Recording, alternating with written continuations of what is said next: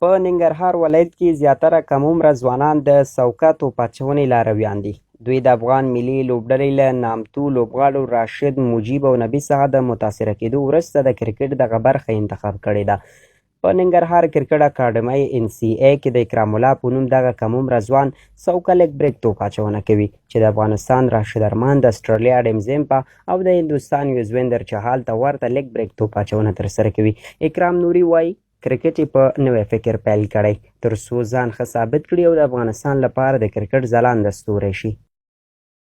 زه اکرام نوري یم، د بېسید ولسوالۍ د بیړوړو کلي اوسېدونکی یم. زما تقریبا 2.5 کاله کېږي چې زه NCA اکاډمۍ کې یم، او کله چې ما کلي کې خپله ملګري سره مې لوبې کوو، زما پلار زه یې واخلم اکاډمۍ کې واچوم، او زما د تقریبا 2.5 کاله کېږي چې زه دلته پریکټس کوم. 12 کلن اکرام د ښوونځي زده کوونکی دی چې د زده کړو ترڅنګ د کرکټ زده کړې په خپل وخت کوي. دغه کم عمره کرکټر په ښي لاس سوکه لیګ بریک توپ اچونه کوي چې د ګوتو په کمال توپ وهونکو ته ویره جوړوي. زه چې کله مکتب نه رالم خپل اکاډمۍ ته راځم، اکاډمۍ کې د خپل ملګري سره فټنس کوم، بیا د فټنس نه ورسره نیټ کوم، نیټ کې بالینګ کوم.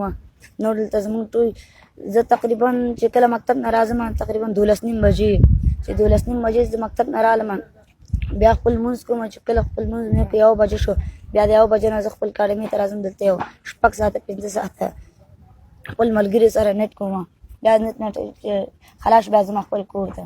اکرام نوري د غازي امان الله خان او کونړ ترڅنګ په زیاترو کرکټ لوبغالو کې هم له نورو ځوانو لوبغاړو سره لوبېدلی او په دې 2 کلونو کې یې ډېرې لاسته راوړنې ترلاسه کړې دي. زه سپینر بالینګ کوم، لیګ بریک او ګوګلي بالر یم، زه راشد خان ولې بالینګ کوم او ډېر ښه بالر یم، او میچونه مې هم ډېر کړی دی، او هر ځای کې مې میچ کړی، بېسود کې مثال لغمان، کونړ کې، غازي امان الله خان کې میچونه کړی. 4 میچ کوم د چانس راکوټ شوی، ډېر ښه استفاده مې میچ نه کړی. مثال لکه فرید ملک، کریم صادق، افتاب عالم، داسې ټول زه تشویق کړی یم او ما سره ډېره مرسته کوي. د اکرام د اکاډمۍ ملګري د نوموړي ستاینه کوي. دوی وایي چې اکرام خپلو هیلو ته د رسېدو لپاره ډېرې هلې ځلې کوي. اکرام نوري ډېر جارکښ دی او ښه لوبغاړی دی، ښه لیګ بریکر دی. په هر ټیم هره ورځ هغې اکاډمۍ ته راځي، ښه 2-3 ساعته 4 ساعته لوبه کوو، ما سره پارټنر دی او ښه بالینګ کوي.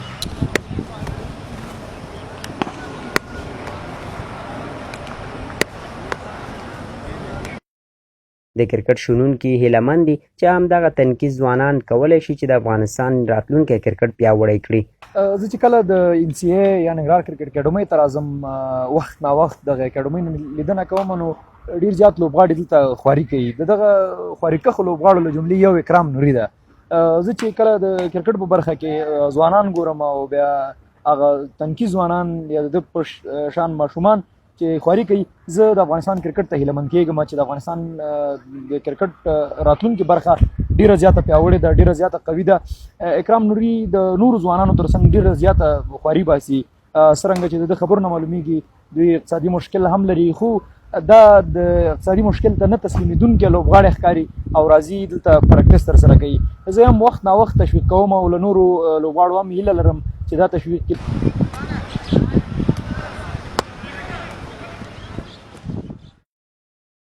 د افغانستان په زیاترو ولایتونو کې په تیره بیا په ختیځ ننګرهار ولایت کې د کرکټ سره د خلکو مینه خورا ډیره ده چې د کرکټ ډګر ته د داسې تنکیو ځوانانو راتګ یې ښه بیلګه ده. سید ادریس ولیزاده، هور نیوز، جلال آباد.